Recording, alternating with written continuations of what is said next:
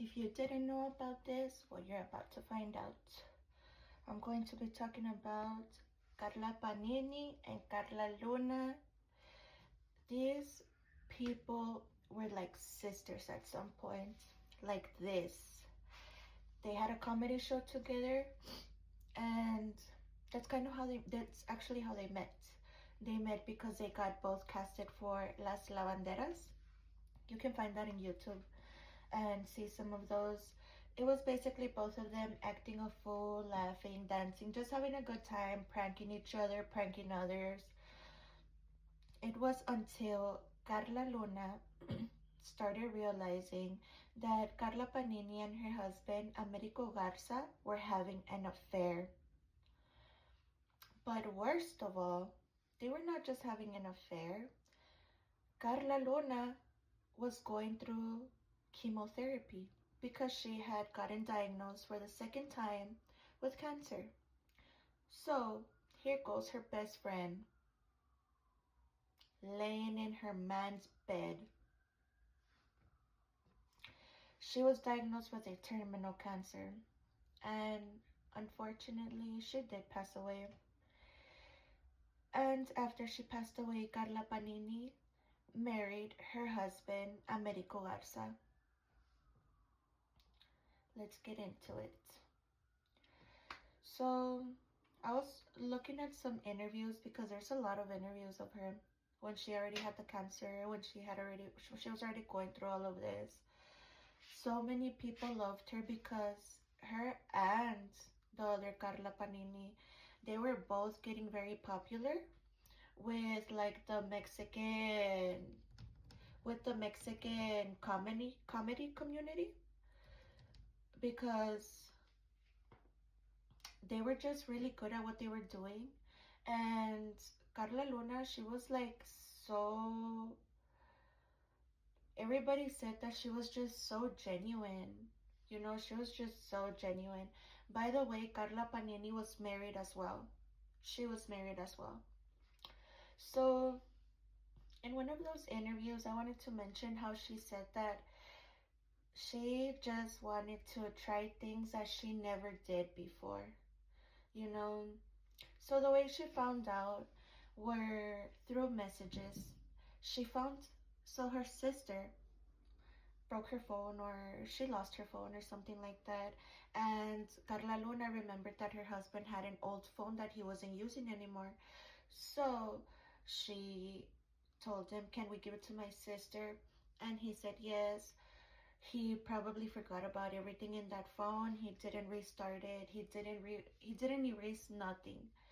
Gave it to her, and Carla Luna looked at the phone, or I'm not sure. It was a little bit unclear to me if it was the sister or her that found these messages. But they found these messages, and these messages were going back almost 5 years. Almost 5 years, and she was battling this cancer for this long. And she had just given birth to like a baby. She didn't have a baby. I think she was like a 2-year-old with him. Ay, pinche vieja. And you know, while she was reading these messages, she's realizing that her best friend and her husband were like in a committed relationship. They were arguing like a married couple. They were sexting. They were doing all this shit that you do as a married couple, or as a couple just in general. Well, in an interview, Luna did express how much she loved Panini, how she was her go-to. She was the one that she was calling because her marriage was falling apart. She was the one that was on the other line giving her advice. That was her right hand. And yeah, she would go and tell her that she was having issues with her man. And little did she know, she was speaking to the person that she was losing her husband to. She did say that she'd had this feeling about it, because in one of the interviews they were like, did you not see any signs? And yeah, she did see signs. She suspected it for a very long time. she had a private conversation with her husband aside. Hey, what's going on? Like, why am I seeing this, or this? No, no, you're crazy. You're crazy. You don't know how that goes.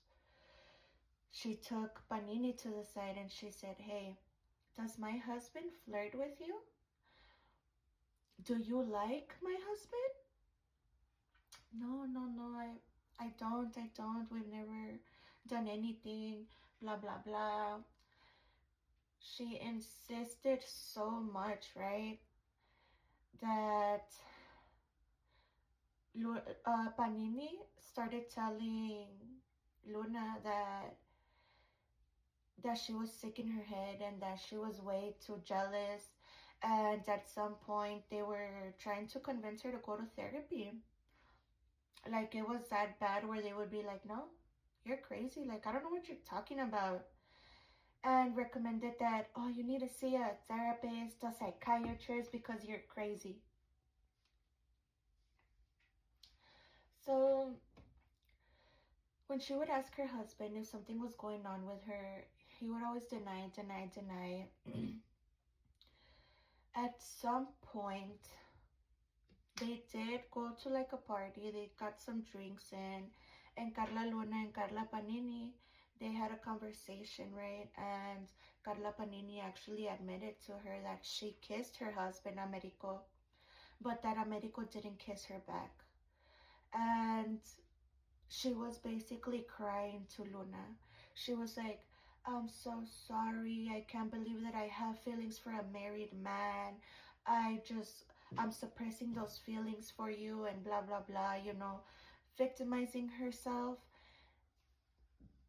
Like, who even wants to have that conversation? Just fuck off. So she forgave her, right? But it was still not, we're together. It was like I had a crush on him and I don't anymore. I swear I don't have a crush on him.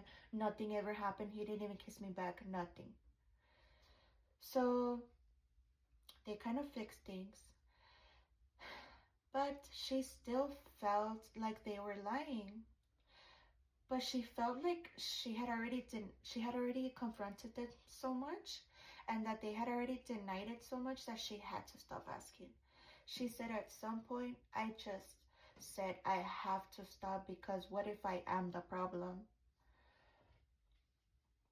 Well, they eventually started threatening her with, if you continue to be jealous of me, or like if you continue with these problems, I'm gonna quit the show. So guess what Luna did? She went to a therapist because she felt like she was the fucking problem. So some of the signs that she saw was that Panini and Americo, her husband, they were fighting like couples in the show, like backstage, and they would tell each other things, arguments that you only really have within a marriage or within a relationship. One of these times it even got physical, like he was kind of like, like shaking her, and she had to go and defend Panini. She was like, hey, what's wrong? What's going on? Why are you putting your hands on my best friend?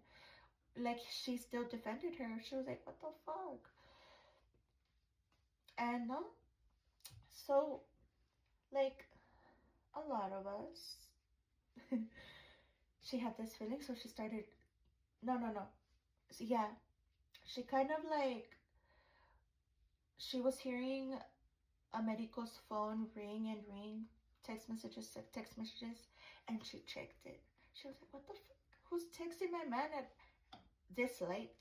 She checks it, and it's her bestie telling her husband, I love you so much. I'll see you tomorrow. Kisses. That, like that. So when shit like this would happen, what Americo would do is he would call Panini and he would be like, hey, why are you sending me these things? Are you okay? And she would be like, oh, I'm so sorry. What are you talking about? What message? And he would be like, you just sent me this message. You already know that over here Carla's tripping on us and blah, blah, blah. And you're doing this shit. And she would be like, I'm so sorry. That was for somebody else. And leaving Luna like she was going crazy. Okay? So eventually, when she found this phone, right? She read through all the messages and she confronted both of them. She called both of them. They owed her some money. And she called them and she said, I have to see both of you because I want to talk about the money, right? Lies. They get there. And I think they did kind of talk about finances. And after that, she was like asking Panini, her, not even her husband, she was asking her best friend. She was like, hey, I need you to be honest with me. I really need you to tell me the truth because I know I'm going crazy, but I'm not that fucking crazy. She said, please tell me the truth and I will forgive you. Well, this lady denied, of course. She was like, you need to go see a therapist because you're sick, Luna. Karla Panini said that. Because you're sick in your head. So, Luna pulls out the phone. Bitch. Starts going through the messages, right? What is this? And she's recording. You can actually find the recording somewhere on the internet. Stephanie Sue, her podcast or her video on YouTube regarding them. It's an hour long. You might want to go check that one out. But she actually found the recording of that day, like, and Carla Luna is going off on this bitch. She was like, you know, like, you betrayed me. You betrayed me. No, yo no fui, it wasn't me, la la la. She starts reading the messages and she's telling her, like, what the fuck? I'm like, the messages are right here, right? So they had no option but to admit it. And she said that she was so sorry, that she wanted to be friends, like how they used to be. But of course, Luna told her, no, like, bitch, I'm dying of cancer. You know I'm dying of cancer. I'm leaving my children behind. I'm counting my days. And you're sleeping with my husband. Man, she was calm, cool, and collected because me and another bitch. And keep in mind, they are talking or whatever.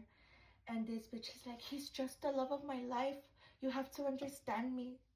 And then Americo, fucking dumbass, is like, I'm just in love with both of you. I don't know what to do. Fucking dumbass. Like always. So,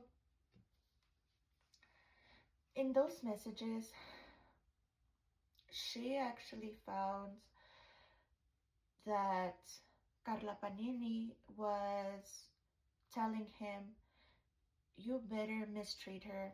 You better hit her. You better not be treating her nice because I can't stand it. And he would. He would. She admitted that he would beat on her, he would humiliate her. He even hit her in front of some coworkers. Some coworkers were witnesses to him putting hands on her. I don't know how that ended. I don't know if somebody stepped up. I don't know if somebody said something. I don't know. But he was treating her like shit. And it's like, you put two and two together and you're reading all this and you're like, that's why he hit me that night? Because she told him to hit me? That was her best friend. That was her sister. So I actually saw some videos, right? I went into the Las Lavanderas and there's some where Panini would joke around with her like very ugly. And Luna told her in a skit, she was like, Dios te va a llevar. No, Dios te va a juzgar. God is going to judge you. And she said, well, God is going to take you soon anyways. In that same skit, she told her, quiero ser tu hermana de leche. Like, she wants to be your man's side bitch. In another episode, the joke was like, es que siempre estás de malas porque no te han dado. And the bitch was like, pues le voy a decir a tu esposo que me la parche. Basically, she basically just said, you're in a bad mood because you haven't gotten laid. And her response was, well, let me tell your husband to lay me then. In another episode, the fortune teller is Panini and Luna's the one getting a reading. And Luna's like, I think my husband gave me an STD, and she's like scratching her leg. And I think he's cheating on me. And Panini's like, well, let me tell you that your husband is cheating on you with a blonde woman. And Panini's like, wait, with a blonde woman? You're a blonde woman. He's cheating on me with you. And like they start play fighting, whatever. But it was very unclear, like if at that point they kind of were suspecting it, because in one of the videos she said, it's because I know how to get to my comadre. Like, I know how to get to her. I know how to make her upset, you know? And it's like she was telling on herself. She was telling on herself in my eyes. Maybe in somebody else's eyes, no, because they usually would prank each other like this, but still. And at the end, she did find out, like, this lady, Panina, used to text Americo, when are you going to divorce your wife? I already divorced my husband for you. So it's, and you know what? I wanted to talk about the story because a lot of people know about it, but a lot of people still don't. And after all this bullshit, they're still together. I think those people are still together. But I think they're still together because everybody hates them. Everybody. January 22, January 23, 2026. Mexico, all Mexico bitch still hates you. Karla Panini. And your fucking hoe ass man.